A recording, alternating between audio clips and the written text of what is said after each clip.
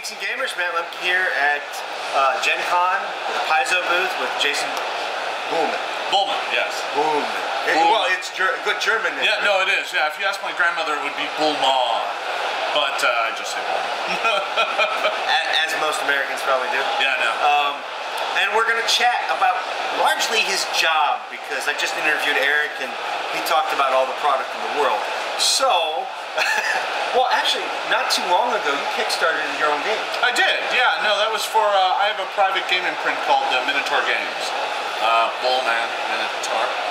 Oh, I did not realize. Yeah, that, I actually stumbled across it, and I'm like, wow, that's cool. I hope he makes it. Yeah, I know. I found it. It's currently at the printer and is going to come out here by the end of the year. That was a card game. Yeah, it's a card game, a pirate card game called Pirate League. Yeah, a lot of fun. Nice. But anyway, yeah. Back to his day job. Game designer by day and by night. Yeah, and by sleeping. Somebody's addicted. Listen, we all... Wait, do you dream your games? Sometimes. I will wake up in the middle of the night with an idea for a game, and like I keep a notepad or my phone right nearby so I can write notes in the middle of the night if I need to. It's nice to know I'm not the only one who's psycho. No, it's true. So what is your type? I am the lead designer.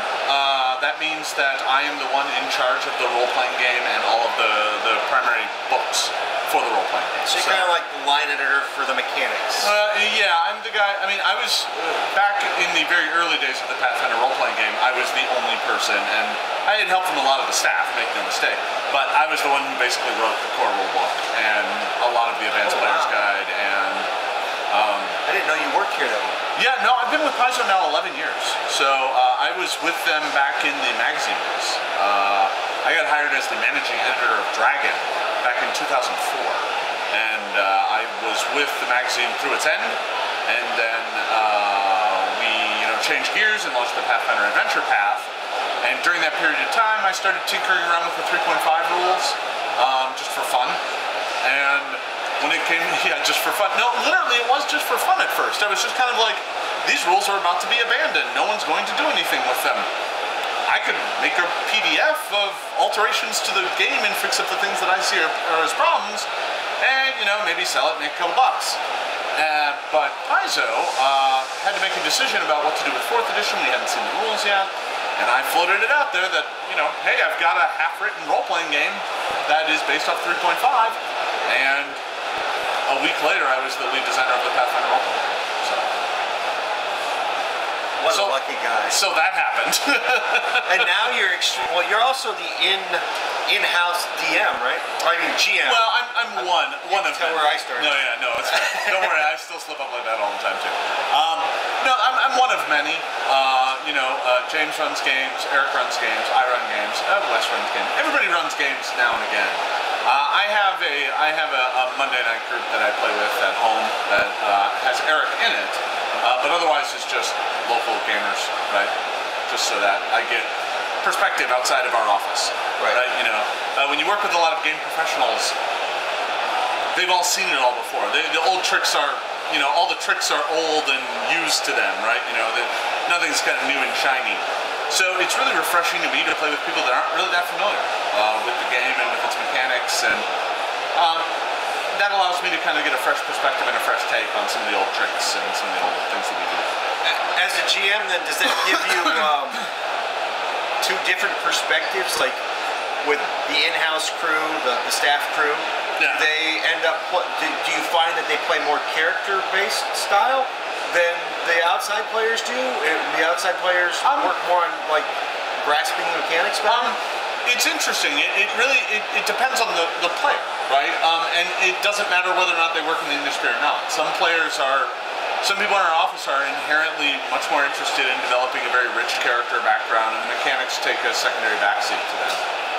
For others, the opposite is true. They want a character that is very mechanically sound, and the story of the character is there, but it's not the focus. They really kind of want to express themselves through the rules. And then there are players who fall in between, right? And some people will shift depending on the game they're playing too, right? So, they'll be very mechanically focused in one setting, and then in another setting they'll be much more story focused, right? So it depends an awful lot, right? It varies. So what helps you stay creative? I play a lot. and not just my game. I play every game, and anything that has the word game associated with it, I'm willing to give a try. Right, so I play video games on a regular basis. I play some MMOs. I play a lot of card and board games. I'll basically, if it's a game, I'll give it a try. And I like to diversify, and that keeps it all fresh for me. And it also helps me keep abreast of what everyone in the industry is doing. So I like to play lots of other role-playing games too when I get the chance, which isn't as often as I like. But I like to play indie games and other smaller role-playing games too. We just played the Shab al-Kiri Roach, which is a very small little indie press game where you're all professors at a university, and there's an ancient Sumerian cockroach trying to take over this town by going inside people. And it's bizarre and ridiculous and kind of macabre at the same time, and it's a lot of fun. And it's a storyteller game. There's no GM to it, but it is a role-playing game, it's a lot of fun. So I kind of play all over the place. I'll give anything a try. So it's clear your passion is probably role-playing. Yeah, that is what I do for a living. Doesn't that necessarily mean it's your passion? Well, this is my 28th Gen Con in a row. I went to the first one when I was 12. So I've been role-playing since I was a little kid. I started in like 6th grade. Yeah, it was about the same time, right? And I happened to grow up in Milwaukee where Gen Con was, and there were a ton of gamers everywhere. And so gaming has been a part of my life for almost as long as I can remember. Now, with your day job, would you say, well, I guess it's two different kinds of creative. Yeah. You're writing and working largely with mechanics a good bit of your day. Yeah. So that's a different kind of creative than when you get into your storytelling and working with stuff. So, which is why, for me, it's so important that I do both, right? Because I can get lost in mechanics and spend all my time doing mechanics, but the mechanics start to lose their flavor if I don't have it's good for me to be grounded in a good story and a good progression and a good tale. That helps inspire me to make better mechanics, right? You can't have one without the other. Rules without any flavor associated with them there's no point, right? That's fair. The point of mechanics is to help you tell a story. The point of the story is not to define mechanics, right? From a writing point of view, it's kind of a plot versus character balance. Yeah. There's an element to that. And for us, with Pathfinder, we really try and focus on giving you rules that allow you to kind of tell the story you want to tell. And to pull that off, we need to be very versed in what kind of stories there are to tell. So me and my team, we play a lot of role-playing games. We play a lot of games in general. But that's kind of what we do. It's our job. It's such a hard job. I'm just a little envious.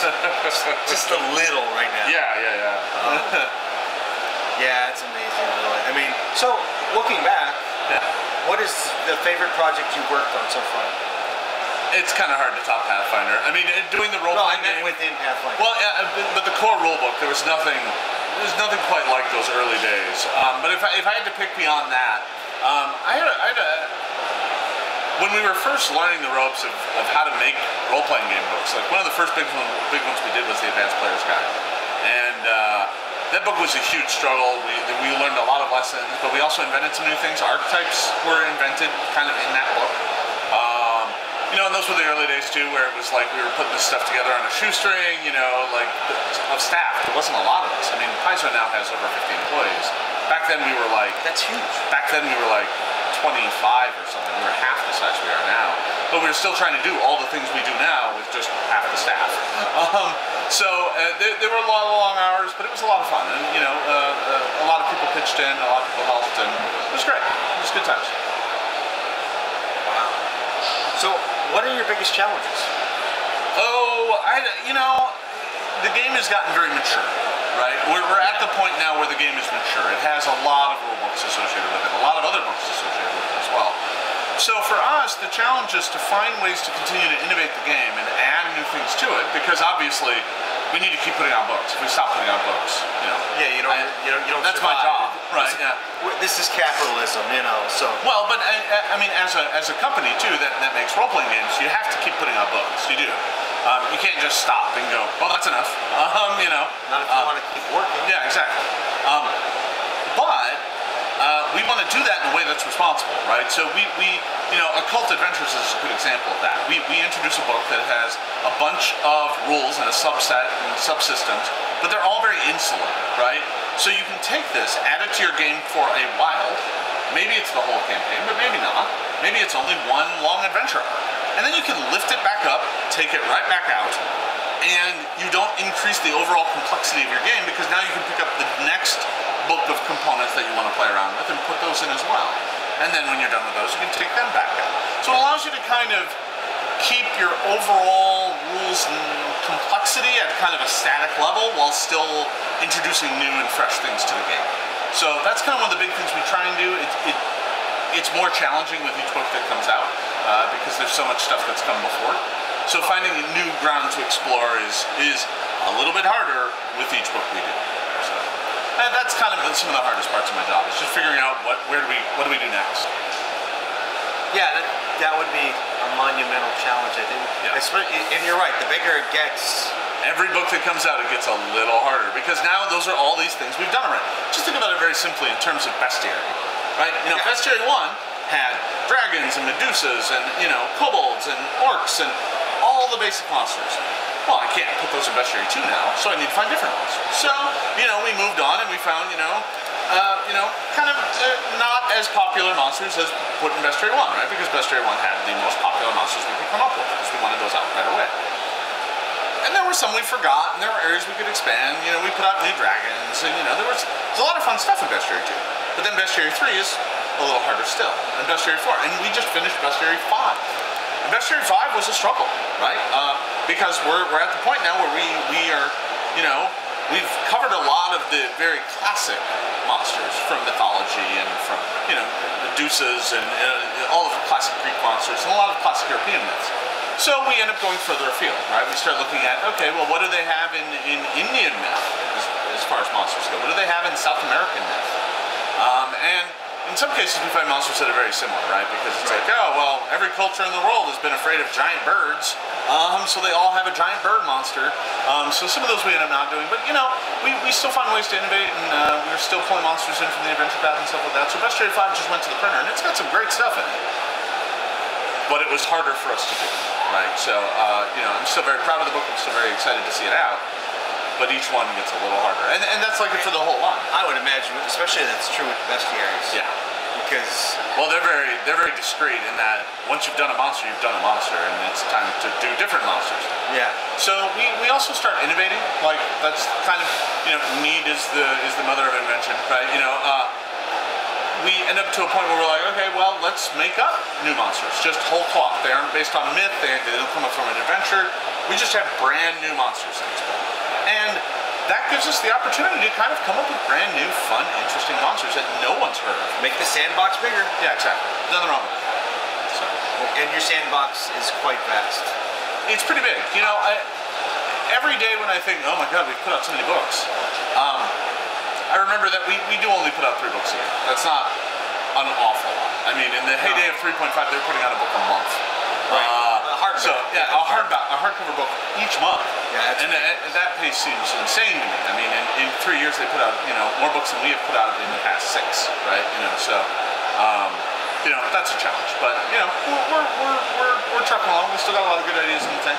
Well, there's a lot of stuff that's still. I mean, every time I review a book from you guys, it's like, oh wait a minute, I read about that somewhere. Wow, now it's here. Yeah. You know, and it's just like, don't they run out? You know, it's like, and I hope not. And when you get to that point, I'm sure there'll be new factions. Yeah.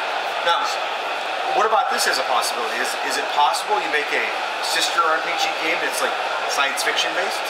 You know, we played around with that as a concept. The problem is there's a couple different kind of structural problems with doing it. One, we'd end up kind of competing with ourselves, which is a little tricky. There's always that kind of question of, we put out another role-playing game, are we just taking audience from one game and giving them to the other so we sell less? There's an economic issue. There's also just a plain staff issue of like, can we really make an entire another game? We can barely, you know, we have the staff we have to make what we are currently doing, and we want to keep doing that. So making an entirely separate game would require all these additional people. So there's some challenges. That said,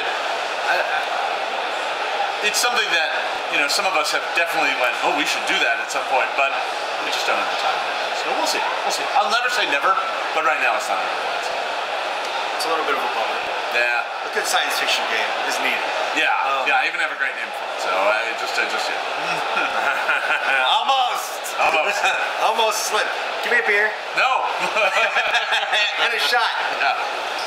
My weakness. Wow. So, what? Let's see. The next book is The Bestiary 5. What else did he talk about? I don't remember. After that is Ultimate Intrigue. I don't think he mentioned that one. Yeah, we announced it at. The title. We announced Ultimate Intrigue at PaizoCon. Ultimate Intrigue is coming out next spring. It is a companion book to Ultimate Combat and Ultimate Magic. It is the book that focuses on the characters that care a lot about skills. So bards and rogues will get a lot of love in this one. It's for the characters that aren't just all about combat or all about spellcasting. It's the ones in between. And it's going to include, you know, like an entire system for social combat. Like having a duel of words with someone. We're going to allow you to have a duel of wits with someone.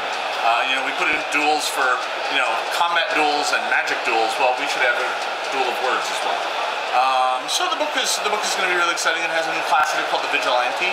The Vigilante is a nobleman by day and a crime fighter by night. You know, when we first came up with it, we were like, can we do a class that's Batman? Yep. And we were like, we can. We just have to work it at a different angle. But it's also great for the GM too, because it's also the class also makes for a great villain. Because by day he's the king's vizier. He's perfectly nice. There's nothing wrong with that guy. He's great. But at night he's a homicidal maniac who hunts, you know, peasants in the shadows or what, right? You know, so the book should be really fun, and we're looking forward to it. We just wrapping up the playtest of the Vigilante, a public playtest, and that just wrapped up. And yeah, we're starting to develop that book for spring of 2016. Whew, the years, they fly by. They do. Yeah. The busier we get, the faster they go. Yeah, no joke.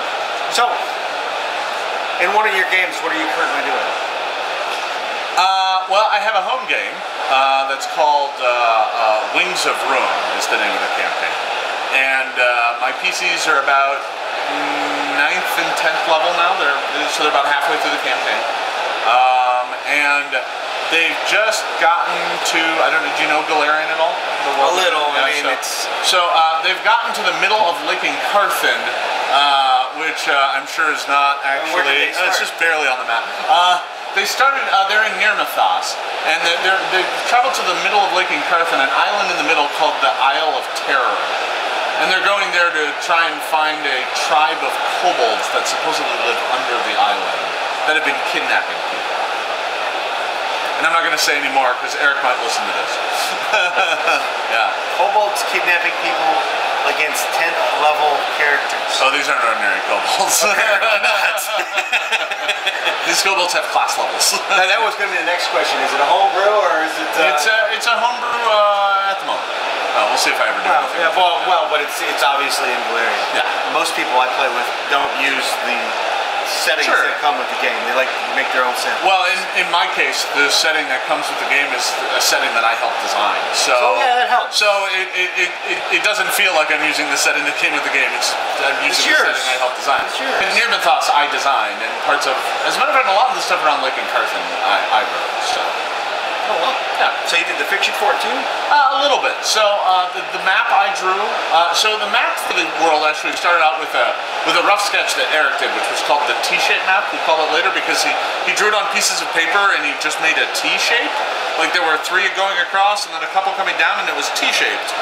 And it was like, but this isn't. We can't sell this as a map. This doesn't work. So I was responsible for taking that map and turning it into the map you see there.